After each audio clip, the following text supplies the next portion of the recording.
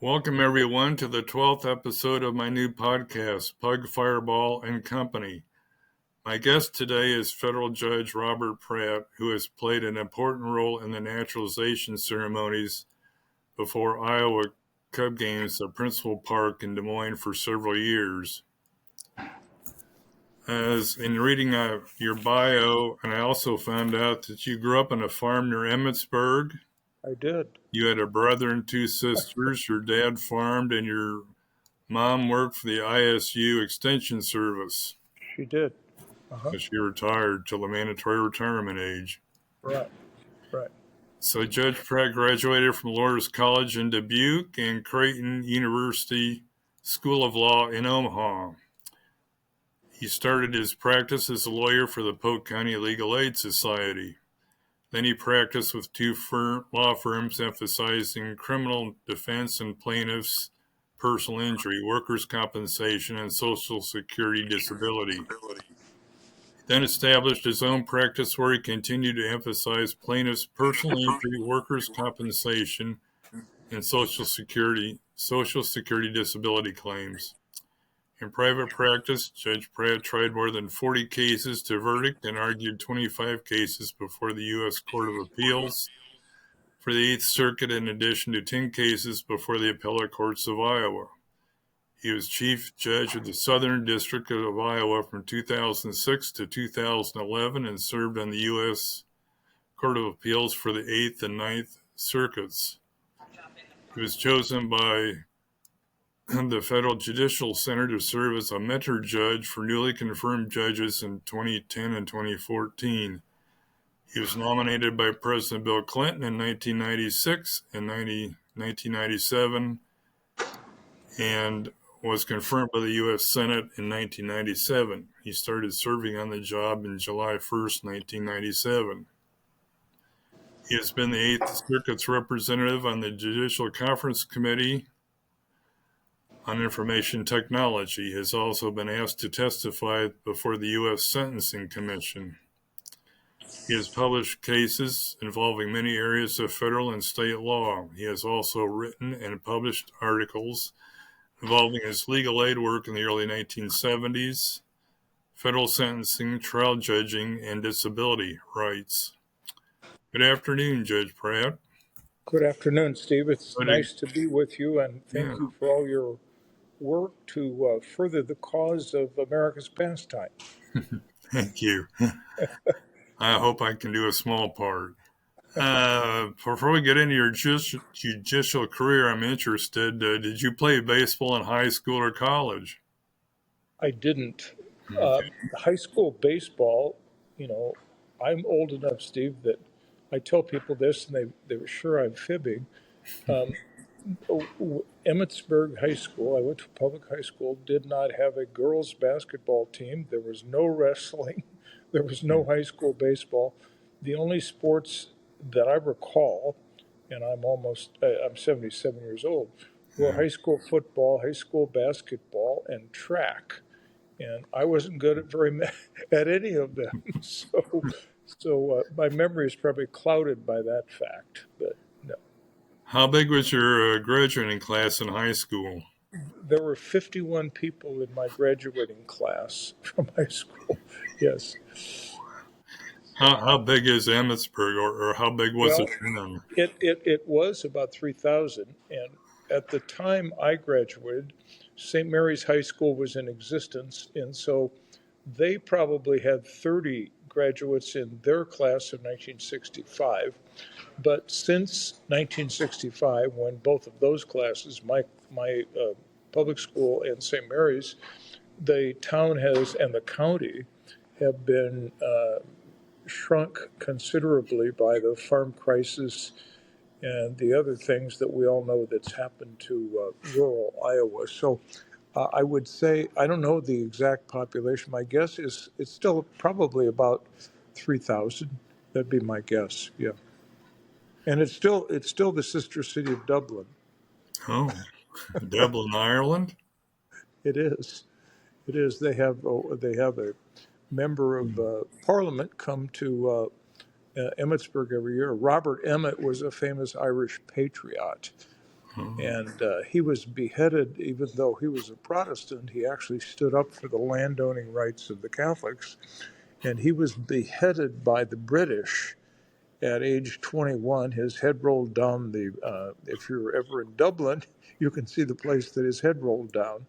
And so Robert Emmet is who the town's named after, and there are only three. This is probably more than you ever wanted to know, Steve. There are only three Robert Emmet statues in the world. One is at the Irish Embassy in New York, or in D.C. One is in Golden Gate Park in San Francisco, and the third is in Emmetsburg, Iowa. So, if you need to know something about Irish history, you should read the story of Robert Emmet. Well, maybe So, this summer I better take a road trip to Emmetsburg. I've never been there. well, they're very nice people, and it's a very beautiful part of the state. So, yeah, that'd be a good thing. Well, how did you get involved in these naturalization ceremonies? Was this your idea or Michael Gartner's, or Well, how did this happen? no, it's like most of my ideas, Steve. I stole them fair and square from other people. I was actually, as you recited in your resume part of your introduction, um, the each spring judicial, the Federal Judicial Center, which tries to help and educate federal judges, has a program each year for about 3 days in Washington where the federal courts, in terms of the district court, there are 94 of them, and I needn't go into the rest of it. But so we had a meeting. I learned from a colleague of mine, I think it was Jerry Rosen, who's a federal judge from Detroit, he's now retired, that he was thinking about it or had already done it. So I would love to claim that I was the sole person who thought this up. That's not true. I got the idea, as I say, from someone else. I don't know if it was Judge Rose or others, but Michael Gartner, the owner of the Cubs, I would frequently go to the now closed Cub Club for lunch. It's near the federal courthouse. And I became friends with Michael. I don't think I knew him before. I knew who he was, but I don't think I knew him. In any event, we had lunch. I said, we ought to do that. It'd be fun, and the people would like it. And he took me up on it, and he's pretty adventurous. And I would say at the time, well, he no longer owns the Iowa Cubs, but an uncommon owner in terms of his thinking and the community involvement.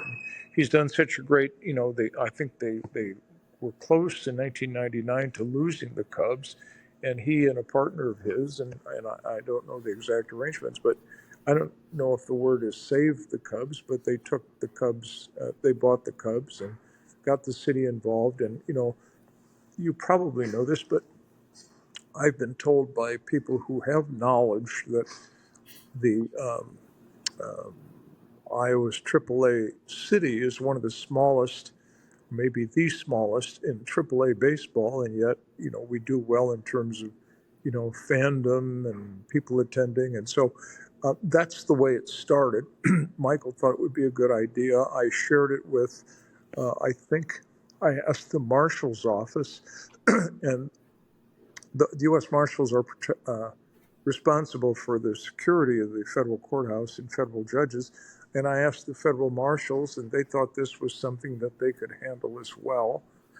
And I asked ICE. ICE is Immigration and Customs Enforcement, because, as you undoubtedly know, there's a great deal of controversy about their work. And I wanted to make sure, we had to coordinate all of these elements to make sure that it worked. And so I got ICE involved, and I've done off-site uh, ceremonies with naturalizations at other places. I did one at the Jordan House in West Des Moines, as a place that was a part of the Underground Railroad. So I had, it's my, judicial outreach. And, I tell people, one of the great parts about my job is I get to work with the public. And I tell people when they come to the U.S. courthouse to serve on juries or whatever, I always tell them that this is your system. It doesn't belong to the judges or the lawyers.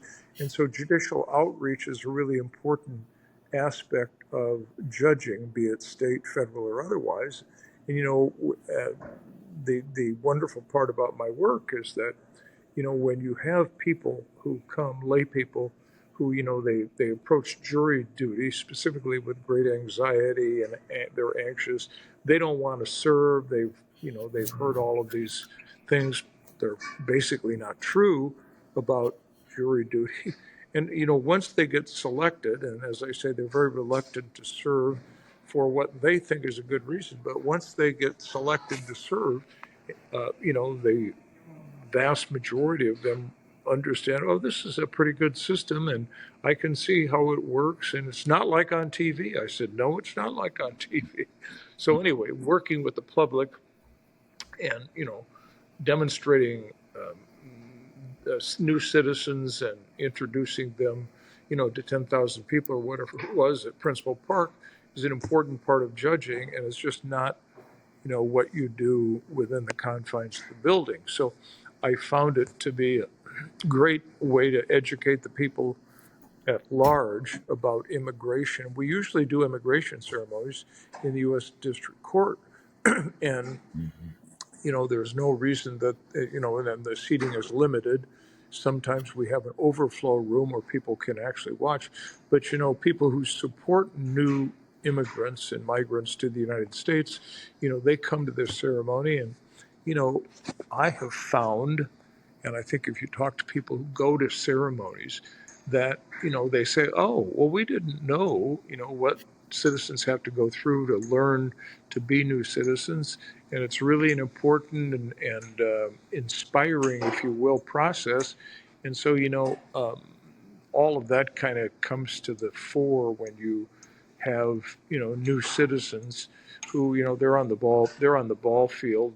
Michael Gartner always does such a good job introducing everybody, and they're on the ball field, waving their flags, and their friends and supporters are in the crowd, and it's the 4th of July, and it's just kind of a natural.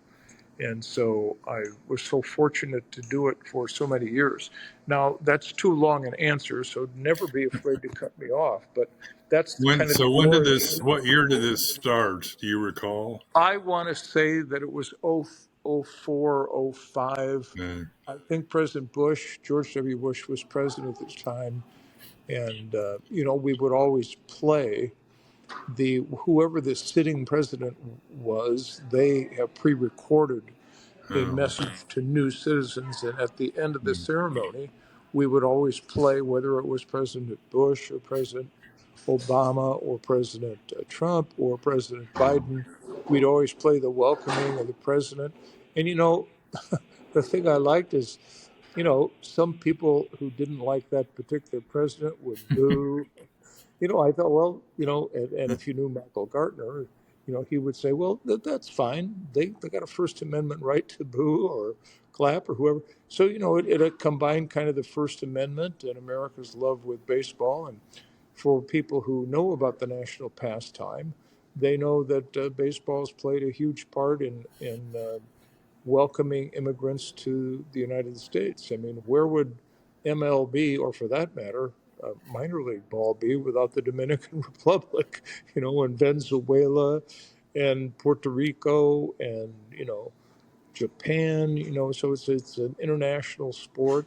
It's one that welcomes, all comers. And, I think, yeah, yeah. So it's just, yeah, there's many more of those people than there are blacks playing professional baseball now, at least in Major League Baseball, uh, which is kind of odd since it all started with Jackie Robinson and Major League yes. Baseball is trying to do Yeah. something about that, but they tend to go to football and basketball now. Well, if you're ever at Principal Park and on Michael Gardner has a quote which I really like. It's from Buck O'Neill, and the quote goes something like, "Nobody ever took their grandson to see their first football game." But everybody remembers their grandfather or father taking them to their Yeah. first baseball game. And I always think of Billy Crystal in City Slickers, where he describes going to Yankee Stadium with his father for the first time. And, I think if you're a father with a son or a daughter, it's just a natural taking him to the ballpark and explaining to him about how to score and what the game is about. And really, it's immigrant roots. And, Jackie Robinson did bring the United States kicking and screaming into the 20th century by his sacrifices. And, I think that his story is so compelling that, immigrants and others would think, wow, he had to go all through that. And, it's very much an inspiring story. So, yeah. So, have you done those ceremonies every year they've had them?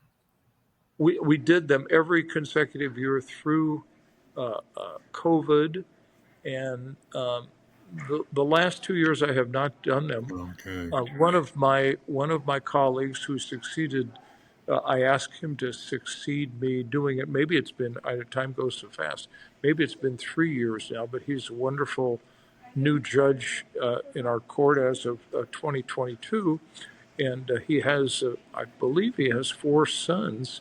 I think he has an older son and then three triplets, and it's Judge Loker, and Judge Loker loves baseball, and so he's doing, you know, I the people at Principal Park tell me he's doing a wonderful job, and it's my hope that it continues because I think, I've never gotten anybody who didn't come who didn't enjoy it, and many people have written me nice letters, and you know, it's the one thing I can probably do without making someone mad, because you're a judge. People are going to leave. Somebody's going to be disappointed, and sometimes, and so yeah, it's a wonderful. I got more out of it. I'm sure I got more out of it than the citizens who were watching it, and the How new many people citizens. became U.S. citizens during the time you participated in the ceremonies? Do you have any idea? How many? Yeah, how many? Well, I don't know the number, but at one point, Michael Gartner did tell me that during the time I had done it, that the number of people who had been naturalized and made U.S. citizens exceeded 500. So I know that's at least 10 times, because we'd usually have somewhere between 20, sometimes as high as 35. So I know it's more than 10 times, but I don't know how many more. It could be 15. I mean, I'm sure Michael has ahead, or probably still Right. has the records. So Count. yeah, Yeah. yeah, yeah. So in 2020, of course, we had COVID. There was no minor league baseball season. Did they still have a ceremony at Well, some other place? what we did on 2020 is we had a larger ceremony where people came and stood in the outfield apart on Constitution Day. Constitution Day is September 17th. It has been set aside by the Congress as a time that everybody should observe Constitution Day. So I believe it was Constitution Day where we had a bigger crowd, because you didn't have the problem of security and the rest of it. And so, yeah, we did it in 2020, even though it was COVID. And so, yeah, so. Let's take a short break here, but Okay. I'll tell my listeners that today I'm introducing a new feature, a trivia contest on my podcast. And if you think you know the answer, email me at supercub48@gmail.com. That's supercub, SUPERCUB 48@gmail.com. So here's the question. What was unusual about the Iowa Cubs game on June 14th, 2008 against the Nashville Sounds? So if you know the answer, email me. And my next podcast, I'll announce the winner, and maybe somehow we can come up with a little prize. Maybe I can get the Iowa Cubs to give me something to give to that contest winner. Okay. So what countries have the U.S. citizens come from? Well, I would say, I mean, all countries is the right answer. I would say if you ask me, and this is totally anecdotal, I haven't any statistics to back this up, but if you ask me, I would say that the vast majority of immigrants come from Africa and South America. Um, that's, that's just off the top of my head. There are still many European immigrants as well, but in terms of the continents, I would say that, South America and Africa definitely have had the most people at the ballpark ceremonies. What are some of the major points you tried to make during your remarks to the new citizens? What did you Well, stress? I tried to emphasize to them the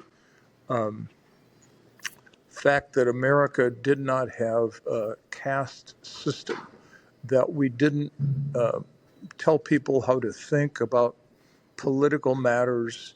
It's really economic matters, social matters, what religion. I tried to give what I would think of it in general terms as a libertarian approach that, and emphasizing the responsibility that citizens have to participate. I would talk about voting and jury service and being an important a participant in your civic affairs. But I would also say that, don't think because one group happens to be in control at one time that you must join this group.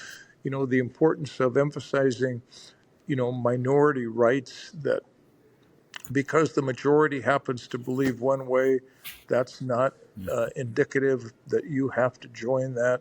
That citizenship is not something you inherit, it's a matter of right. So I tried to emphasize that American citizenship, unlike in many countries, is something that you have as a matter of right, and it's not dependent upon class or race or religion. And in America, you can be of whatever religion or no religion. You can believe in whatever political views you have on the right or on the left or in the middle. It doesn't matter. No one can tell you what to do. Kind of a libertarian approach. And, I used to quote many of the Supreme Court or historical figures. I recall that I quoted Justice Ruth Bader Ginsburg, who said, America is a great country, and it's a great country because we've recognized our faults and tried to, make amends, be it racial justice and bringing women into the full life of the country. And, we're a great country because we recognize that we have things that can be improved. And you have a duty as a new citizens to help us improve the country and you know, so that was kind of I would still call it a libertarian or participatory uh, thoughts that I had. Yeah. So, how were the ceremonies received by the new citizens and other people in the stands at Well, Principal Park? yeah. Everybody loved it. I never got. While I was at the ballpark, I never got anybody that said, "Well, this is a terrible thing. We shouldn't be doing this." Kind of my first.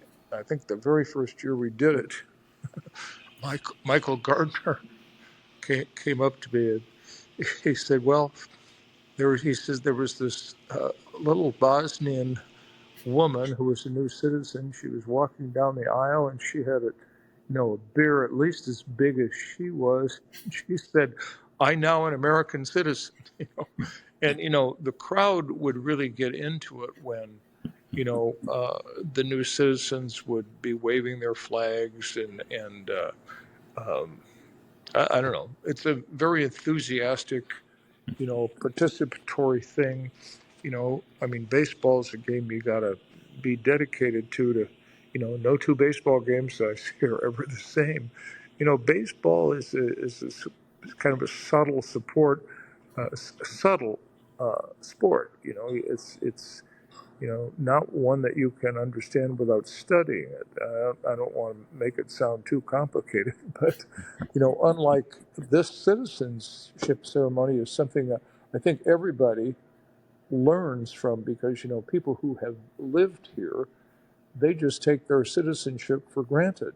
The things we talk about the libertarian nature of the country, about being able to believe whatever you want and be any kind of politics or religion or that you wanted to, they think, oh, well, I didn't know that's what, new citizens do. So I always thought it was a participatory activity.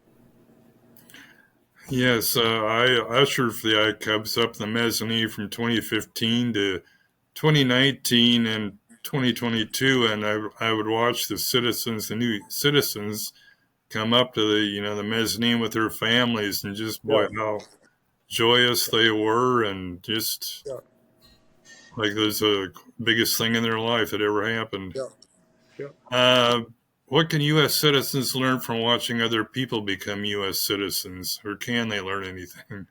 Well, yeah, they can, take to heart the idea that, uh, citizenship is not supposed to be a spectator sport. That you really get out of it what you put into it, and if you're active in your community in whatever way you want to be active, whether it's a club or uh, whatever, a political party, a church, whatever your activities are, that's part of being a citizen and putting your 2 cents in, as it were. And I think that they learned that from, you know, when we do it at the courthouse, we have the Secretary of State's office who's there registering uh, the new citizens to vote. And I think the statistics are new citizens have a higher rate of voting than any other people that live here. And I think one of the scandalous things about our country is the lack of participation in elections compared to, like, countries in Europe or in Africa, third world countries, have a much higher degree of participation. So I think the new citizens truly value their ability to participate in the community life in the life of their community. And so I think citizens learn that by watching the new citizens. So Well, thanks, Judge Pratt, for spending part of your day with us. I know we had to okay, overcome some hurdles. yeah, To yeah, listen to my other podcasts with just guests as Sam Burnaby, Randy Wayhofer, and Alex Cohen of the Iowa Cubs, and former major leaguers Jim Marshall, Byron Brown, and Rich Nye, you can go to www.youtube.com/at Steve Dunn at capital S capital D hyphen 09I. You can also get my book, Pug Fireball and Company 116 Years of Professional Baseball, by going to pugfireballandcompany.com. It's also available at several bookstores in central Iowa. Let's not forget about the Chicago Cubs and the Iowa Cubs, even though we're in the 20 below weather. We'll play baseball sooner than later. The Cubs will open the 25 season on March 18th, 19th in Japan against the LA Dodgers, and the Iowa Cubs open the 25 season on Friday, March 28th at home against Omaha. Good day, everyone.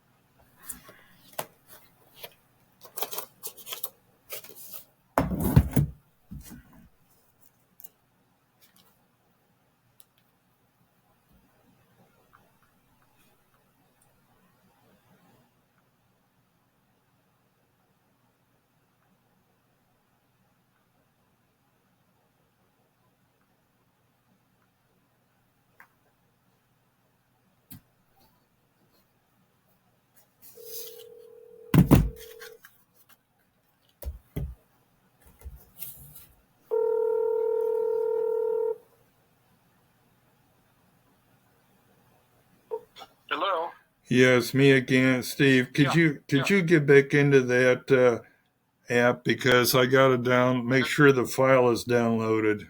Oh, okay. Your file is downloaded, and my file is downloaded. Mine's 99% complete, so I need. Okay. Steve? It says right now view uploads. Yeah, yours probably is not complete yet. Okay. You want me to open it? Yes. Okay.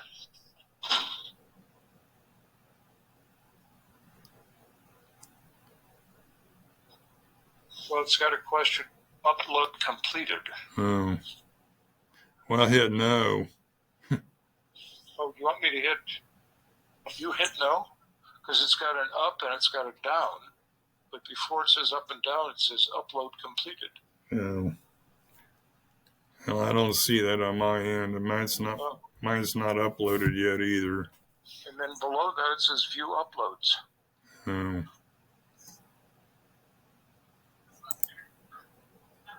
Well, hit view uploads.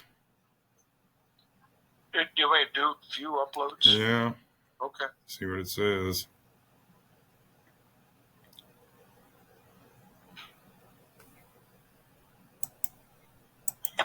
Well, it looks like it's still recording. Yeah, okay, well, yeah, so leave it open. Yeah.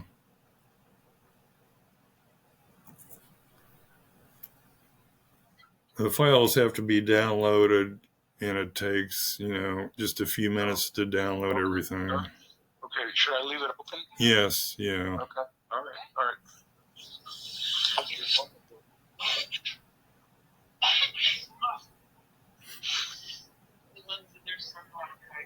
Influenza with bronchitis. Okay. Okay.